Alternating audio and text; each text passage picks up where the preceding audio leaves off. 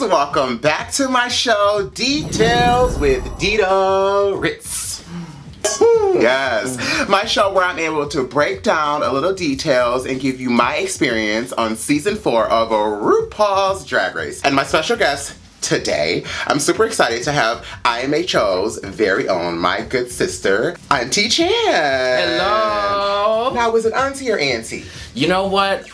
Auntie, because like in Houston it's auntie, but when I moved to the Midwest, people started saying auntie. Phonetics don't really matter to me. It's just you were familiar with your aunt. Respect the bitch. That's what she wants. Respect. That's all I want. Like don't that. be uncouth. Oh, Don't be uncouth. big words, SAT words. Big word. Uncouth. Thank you so much for being here. Yeah. Okay, so we're on episode 5 of RuPaul's Drag Race, and this is Snatch Game. This was pretty controversial, I remember, simply because I was obviously there for all the Romper Room fuckery. We are known in Drag Race history for being the worst Snatch Game in all history. It's very rememberable. Yeah. It's definitely iconic. Yeah, we're gonna get into it. We're gonna so get into it. So we walk back into the room after the elimination. Madame LaQueer was just sent home, and she wrote on the wall. I remember she said that she wrote a few of the girls' names, mine included, and she said equals real friends. That right there was like, you know, shady moment. Once again, drama is starting, and so I was like, oh well, at least I was glad to have my name written on there as a good friend and a good person. Although you spelled my name wrong, it's with a D, not a T, because D sounds like Tita? Wait,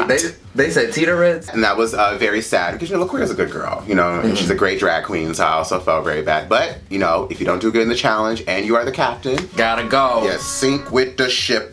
Also, like, that's when that whole green, Michelle don't like green. That started, that we discovered that Michelle Visage does not like green, but then also it became an ongoing joke. I made fun of it actually this year at DragCon New York. I wore all green on behalf, and I said she was my inspiration. I had different hues of green on. A lot of tears this episode, a lot of crying. It was so many tears. A lot of crying. Oh my God, Untucked, I remember it was just sobbing, and I feel like maybe some of it was for the camera for some people. Now this is Detailz. You know I'm gonna Connie Chung this interview. Absolutely. I'm gonna pull it all out of you because I know. Well, no NDAs here. No NDAs. No NDAs. The contracts are expired. Rip them up. They're done. Years ago, the checks have been cashed. Honey, we can talk about this. We can talk. I just like to know the truth. Absolutely. The bearer of truth. Truth is so important. We don't like liars. In our day and time, Absolutely. we need truth. Honey, it's all about the facts. Fact checking, I believe the they details. like to call it. And the details with Dida Ritz. But first, we have to talk briefly about the mini challenge.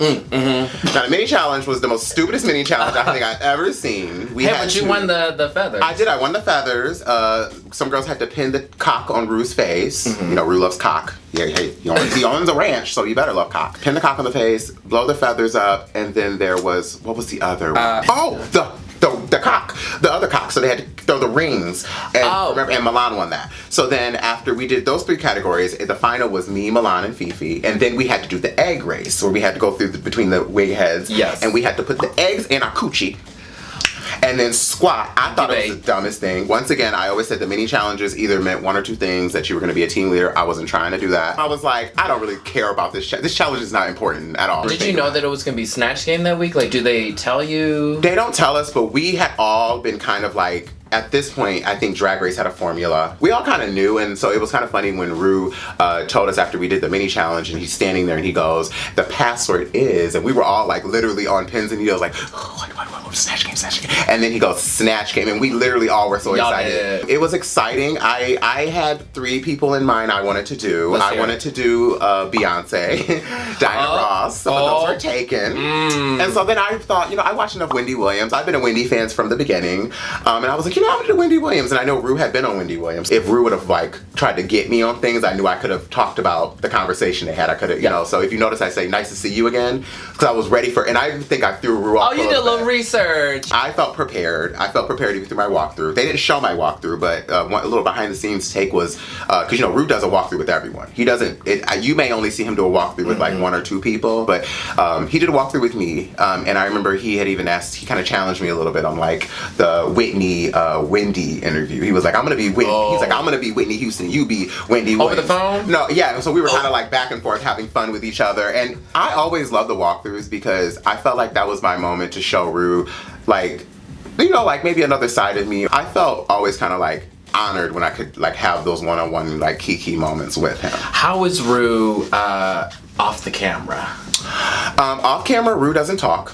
He doesn't talk to you. Mm-hmm. I had an experience with him one time where, a few years ago actually here in Chicago, I had met Rue during his Red Hot album, when his Red Hot album came out. And he had actually a meet and greet. He showed up at like 6 o'clock that day, but I showed up at like 12 and waited in line. This is before Drag Race. This is before Dida Ritz even being born. You lying. I was my God. Honey, downtown Chicago on Michigan Avenue, Borders, when the Borders bookstore was there. And my friend Jashina, who was, shout out to Jashina, she was my good girlfriend in college, and she went with me, and she was like, I want to meet RuPaul too. So she went. There was like a reporter or somebody there who took the picture for me and then emailed me the picture. So I had, when I got on Drag Race, they asked me, do you have any pictures with Rue? Do you have any pictures, like, you know, of you in drag, whatever?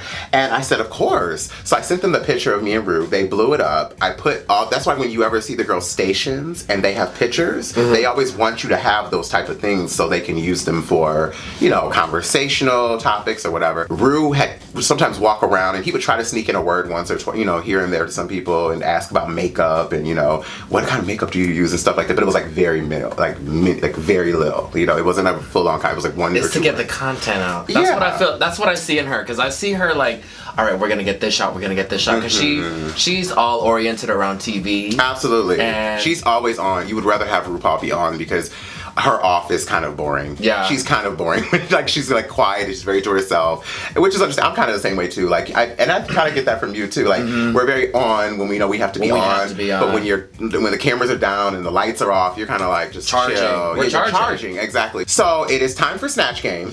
I am Wendy Williams. Sharon was Michelle Visage. We had Milan as Diana Ross. Jessica Simpson, which was played by Willem. Aretha Franklin, which was played by Latrice. And then there was the front row. The Romper Room fuckery front row. Hey, let me tell you something. You were in that front row. Yeah, I was in the front row, but let me tell you this. You cannot put me in that romper room. This, me and Chad behaved ourselves. The romper room, in my opinion, was Lady Gaga, Beyonce, and Snooki. Who wanted smush smush. Okay. Jiggly had a jar of pickles, because I guess Snooki likes pickles. Okay. And so, literally when she got up to do Snooki Want a Smush Smush, and we all were sliding down, because we were on like office chairs that like roll. So if you notice, we all are like kind of gliding. Yes. You know, it's like gliding, like. So she goes, Snooki Want a Smush Smush, Snooki Want a Smush Smush, and the jar of pickles must have spilled because it literally the front row just smelled like pickles, and there was pickle juice underneath the table. It got onto Chad Michaels' costume. Now you know, Chad spends coins on them costumes. Them Cher costumes are not cheap. A lot of money. Chad was not happy. The next day, Chad had told me like, girl, I have pickle juice all over my fucking costume, and I was like, I would cut a bitch. I mean, I'm just saying, I don't know how much. Jiggly was acting up. Everyone was acting up. If that would have happened on like season 10 or 11, would that have been that bad? Because I feel like nowadays, behavior like that on reality TV is so rewarded. Bad behavior like that on a MTV reality show where being bad is like rewarded probably would have been like cool, but this was like a talent portion, and I think I would have expected more from talent. I would have retaliated if she knocked all over me and probably would have broke character. There were some highlights of Snatch Game that were good. Chad's share is so... The fantasy. It is creepy. I remember when Chad walked up to me in the workroom and I was like... I had never really seen it in person. And so I was like... And I remember thinking like... The voice and the hairline and the wigs and the costumes are all like... And a shout out to Chad Michaels' partner. He makes all of her stuff. He is such a talented individual. He is just so talented. Where do you find those? Where do you find those? Because I've been looking. Oh, you want a man who can make all your stuff? You want a man who can make it so for you, Chan? I've been hunting. Well, you said it here now. On the 7 Seas, just... If you are a man, or not on the 7 Seals, like Christopher Columbus, bitch. We also had, Sharon Needles did Michelle Visage. At this point, Michelle was kind of getting on my damn nerves. You know, the whole lotion up comment still had me in my feelings. The which one? The lotion up comment had me in my feelings. Yeah, we talked about that last episode. It was, yeah. So I was kind of like living that Sharon picked Michelle because I thought it was fun to like make fun of her. And she had the prosthetic nose. and the whole breastplate, and she was on the uppers and downers and candy corns. Let's see who else. We had Jessica Simpson, which was which I thought was played so well at the time. I grew up with the whole Newlyweds. When Newlyweds was on television, Is this chicken or fish? Chicken of the Sea. It was the first time, like, it was reality TV still being formed. So I was, you know. So she's to blame. Oh, well. Reality TV really did change this nation. It really did. Let's talk about it. I think Lady Bunny said it best. We reward reality TV behavior, and now look who we have in office.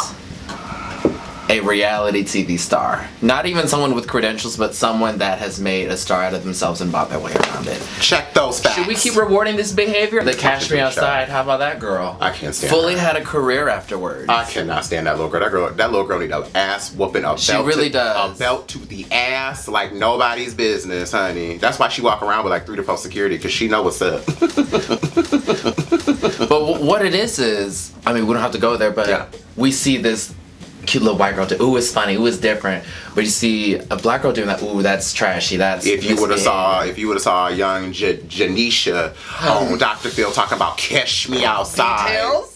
Going. Let me tell you something, Miss Janisha would be back in the hood, honey, still trying to catch bitches outside.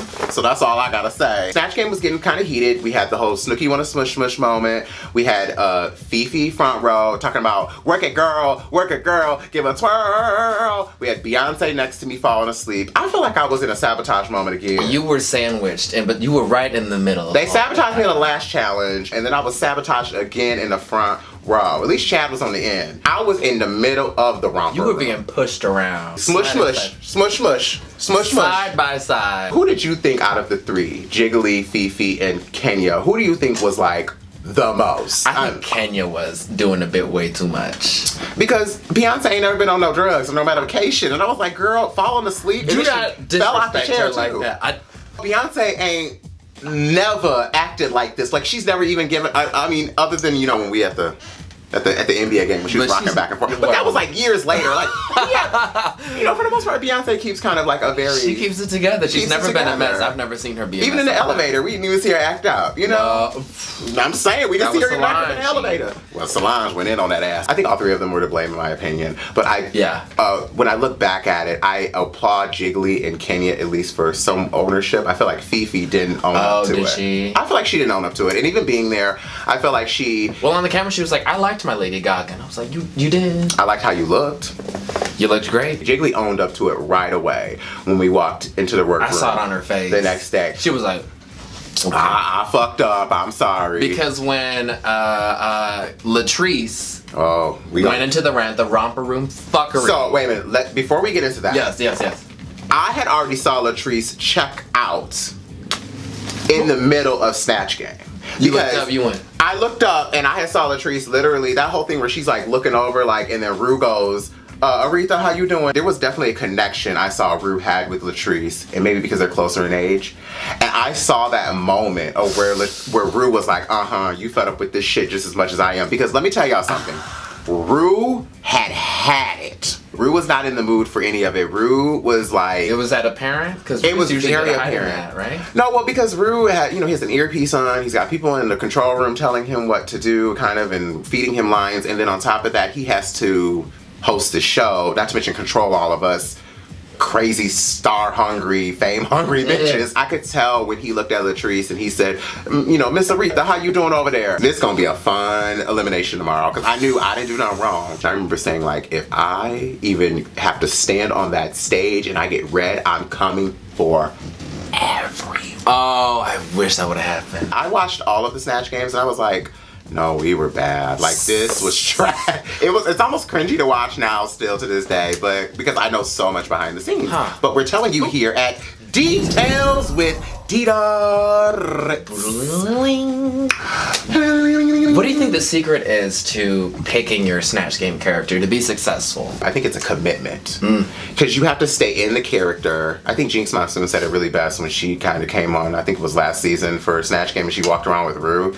And she said that there were a lot of things that Little Edie never said, but she answered them in the Little Edie way. So I think it's about just bringing that character to life. I think that's why Chad Michaels had won Snatch Game our season, was because he committed to Cher. He did all the wigs, he did the costumes, he was very well kind of educated and on his research. Being a big diva about it like Cher was. Well, that's the hack, that's the detail there. That's the details right there at Detailz with Dida Ritz. We love saying that a lot here if you don't notice.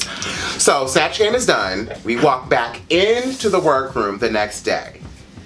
Latrice is on fire. Buttholes are clenched. Oh, I mean, my butthole wasn't clenched, honey. I knew I didn't do nothing wrong. You let it go. You like, you know what? If you even look, when Latrice had her moment and she was talking to everybody, what was I doing? Doing my hair for the runway. Because I knew. You said. I said, oh, bitch, I had nothing. Y'all in trouble. I was I was very disappointed in the fact that Fifi didn't admit to being a part of that. At that time, I don't really know Fifi anymore because I don't talk to her, but I will tell you that that's the thing about Fifi. I will say she can't really admit when she's wrong.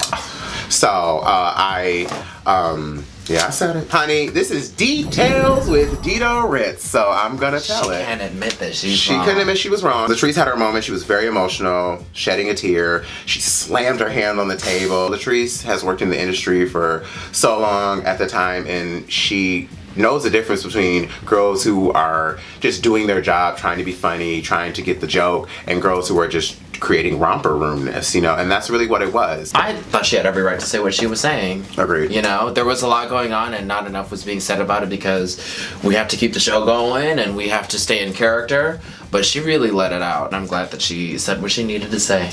Because I saw it on those girls' faces, like I saw it on Jiggly's face, like the guilt, and there was a lot of it, yeah.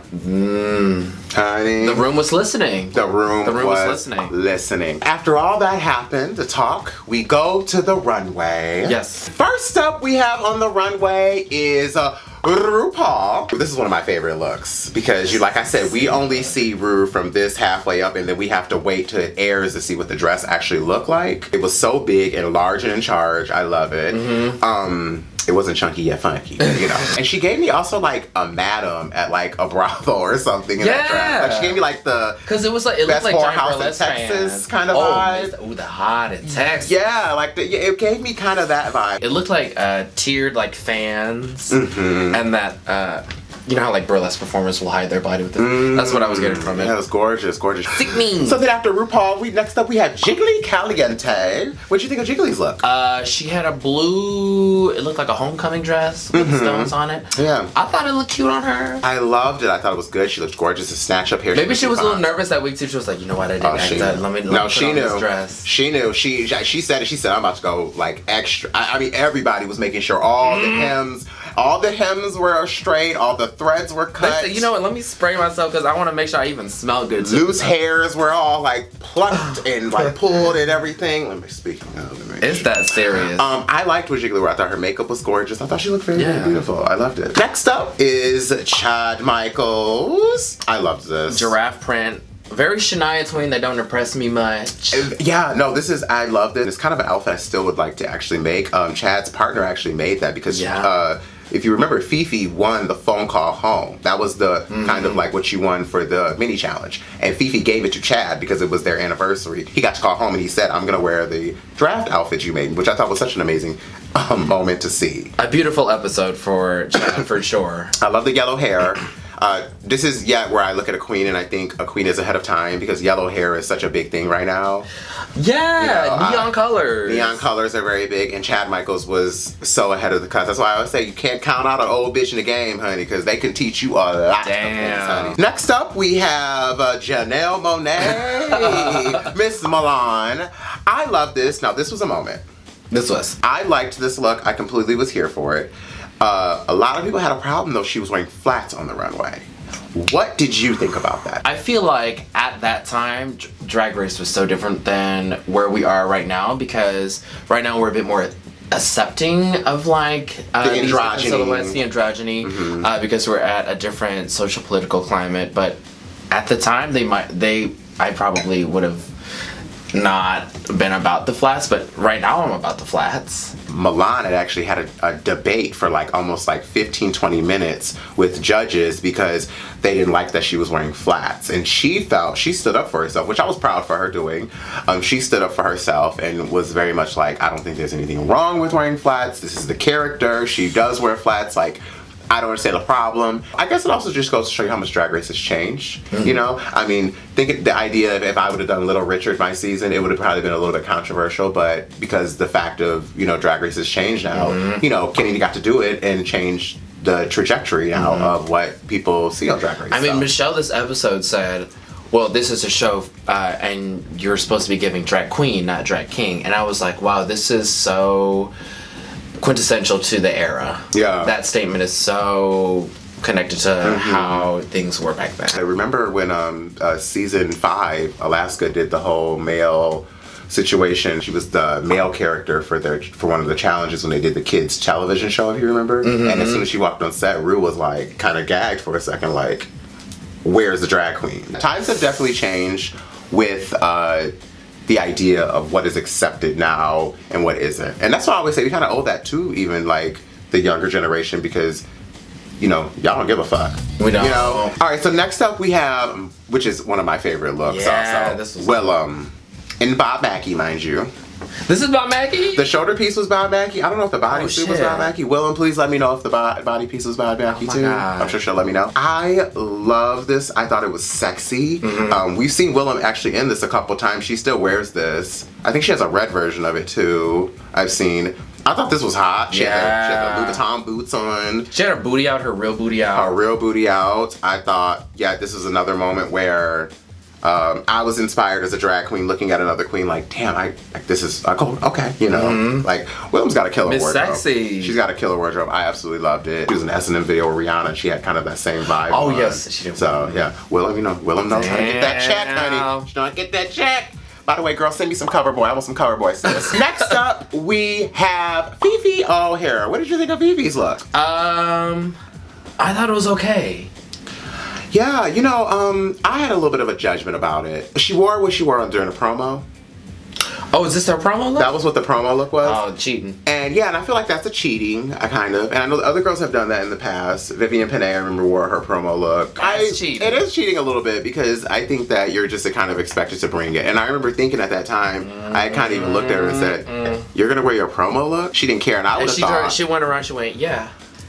Wait a what? That's right. It was in front. Oh! How are you winking this whole time? Oh, honey, because one was winking without her even having an emotional eyelid to do it. Dude, I did think that was crazy for her to be wearing that, and especially like, girl, you did really bad in the challenge. I would dig deep and wear what I was gonna wear on the finale. So I would like literally have worn like my fiercest best drag, because I would have been scared if I was her. But you know what? She didn't feel that way. She didn't feel that way. That is the cockiness that is Fifi O'Hara. So wow. Next up, is you. We have me. I mean, I liked what I had on. So what did you think I had on? You reminded me of the Barb Army, Nicki Minaj. Very Nicki Minaj. Very like My Chick Bad. Oh, yeah. It's funny you say that. I actually got the idea of that skirt from Lil' Kim. I know, right? Hey, I like all female rappers. I don't have a pick. Yeah. I like them all. So, but I grew up watching Lil' Kim. I did. I grew up watching her, and you know, she's an hello, she's an icon. She was on the cover of Complex magazine a few years ago, and she had a teddy bear skirt on. I remember thinking, I don't know how and when, but the minute I can make a teddy bear skirt and wear it, I'm going to do it. And so I had made that skirt maybe like a month before I had to go to Drag Race, and when I got the call to go to Drag Race, I literally just was like, I'm taking this teddy bear skirt. I don't know when I'm gonna wear it, but I am gonna wear it. And I felt out of all, because you know, all of that was so new to me at the time. The Drag Race experience, having the drag, and really being prepared. Obviously, I would probably prepare so differently now for it. This is probably my favorite runway. I think it was very quintessential who I was at the time, and kind of still who I am. The Banshee girl. The Banshee girl, the really bubbly, the colors. I love colors, if you can't tell. And that's kind of where I wanted to channel this week wearing all the colors. I had a little pink low light in the hair. Your necklace had. My necklace, my Dida necklace, which I still have. I just don't wear it ever, really. And I had actually rhinestoned those earrings the morning of, like, when I got in the workroom. I had, like, rhinestoned them very quickly with a hot glue gun. I love this. It's probably I also love how you sell it too. Like, you're always like into the attitude of the walk. Like, I love your walk so much. Oh, thank you. Like, you walk puddles, and I'm like, you better see the puddle and walk all the way around it. Yes. Well, you know, I grew up watching, you know, the Naomi Campbells and you know, the Tyra Banks and, you know, the Imans and all those girls. So, you know, I just try to, like, emulate when I see those girls. She always does her research. That's very important. You know, girl, you do your research. Do your research. To all the queens, do your research. Okay? All right, next up we have Kenya Michaels. What did you think of Kenya? I really enjoyed this look. I did too. Yeah, I really enjoyed this look. It was very much representing for her home, Puerto Rican pride. I thought it reminded me of the like Puerto Rican girls here in Chicago and Humboldt Park are very proud, full of like their heritage. And so I thought that when I saw that, I thought it just reminded me of home, Humboldt Park. And I had actually lived in Humboldt Park prior to coming to Drag Race. I had to actually move out of my apartment in Humboldt Park to go to Drag Race. Oh shit. Yeah, and luckily my landlord was very easygoing. He understood, let me out of my lease. But it reminded me of that. It reminded me of home. Everything was rhinestone. She had rhinestone gloves. It was so Puerto Rican pride. That's what, Puerto Rican pride. You know what? Puerto Rican people, they always remind me that they're Puerto Rican too. They're like, baby, I'm Puerto Rican. I will XYZ. They like black folks, honey. Well, you know they partially the family, honey. We proud, honey. It's all about pride. You gotta be proud. Be proud of who you are. Next up, we have Sharon Needles. I liked this. I did too. I liked it. I thought it's actually one of my favorite Sharon Needles looks. It was very high fashion and kind of editorial. Like, I feel like I could have seen this look in Vogue. Do you think this was the first of, I don't know the history of all the runways, but the first of like a plastic surgery tribute? Because that is a thing in drag. There are a lot of girls who do minor work surgeries, but then there's girls who literally like get their face cut open and get all add their ass. Yeah, you know, and that's a thing too. Under the epidermis. I thought it was the first time, where it was kind of brought to the forefront. I don't think people really realize how far girls are willing to go in this industry to look like or have what they think is perfection. I've never had anything done other than maybe a teeth whitening. Have you had anything? Nope. Do you want anything? Never. I want to get facial feminization surgery. Because what they do is they lower the forehead, they like cut up the jaw a little bit. I just want a petite little feminine face. Little hairline lower. Yeah, why not? Yeah, a little chin situation maybe. I mean, you already got them feminine features though, bitch. It's my grandma's cheekbone. Okay. Thanks, Grandma. Thank you, Grandma. Thank you, Grandma in Cambodia. Why not? Why not a little bit of something? Yeah, let me say, I'm an advocate for it. I tell people if you feel like it needs to be filled, fill it. You know, like if you want to get it tucked and plucked, tuck and pluck it. I don't think there's anything wrong with getting work done. If you got the money to pay for it, do it. Absolutely. Nothing wrong with that. Next up is Latrice motherfucking Royale. Oh, the Romper Room fuckery. Royal blue. She may have been mad, but baby, she put all that anger into this look. She said, water, I'm at peace now. Okay. Because I look great. She looks so really beautiful. Good. I loved this dress. Really the funny story actually about it, if you ever watch Untucked, people always wonder, she's sitting there with the dress on her, like, in Untucked, kind of, if you ever noticed. A lot of these gowns, I have gowns that are not sittable gowns. Like, I have clothes that are like, I don't know, do you have clothes that yes, you gotta stand up or a tear or something? Yeah, it's like, you just can't sit and stuff. So, it was so funny when we got into Untucked and she couldn't literally sit. We had to unzip her dress and get her out of it, and then she sat down and draped it on her because she was like, I can't sit in this dress, girl. And it just, I mean, it looked so expensive. It was absolutely beautiful. She looks like royalty too. It's Latrice Royale, I think, and her like quintessential. So that ends it all for the runway, right? That's it. So then we have the lip sync for your life come up. Well, actually first, RuPaul had a moment with us too. What? RuPaul had a moment with us. I remember she had spoken about, $100,000 on the line. And I remember she had a moment with all of us where she said, basically, I've worked hard to get here. And if I put you girls through anything, it's because I work hard to be here and I want you to be the best that you can be. It gets lonely at the top. And frankly, I need girlfriends. I remember she said that to us, and I was like, bitch, you need girlfriends. Okay, well, all right, sis. Like, I'm here for you. Yeah. But I remember that was like the first time where I saw her kind of get angry.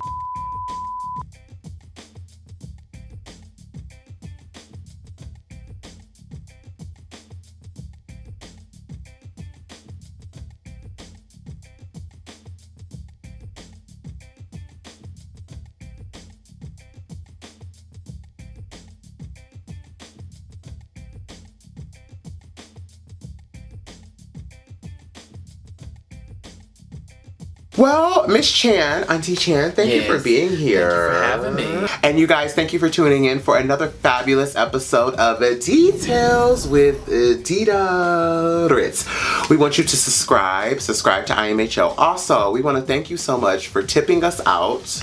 It helps contribute to our wine fund. And Chan, if they want to send more coins, where can they send it? You can Venmo us at IMHO Show. That's IMHO SHOW. And we can get more tipsy. Please buy a drink for us. Please, at Venmo. Thank you guys. We'll see you next week for another episode of Detailz with Dida Ritz. Bye. Bye.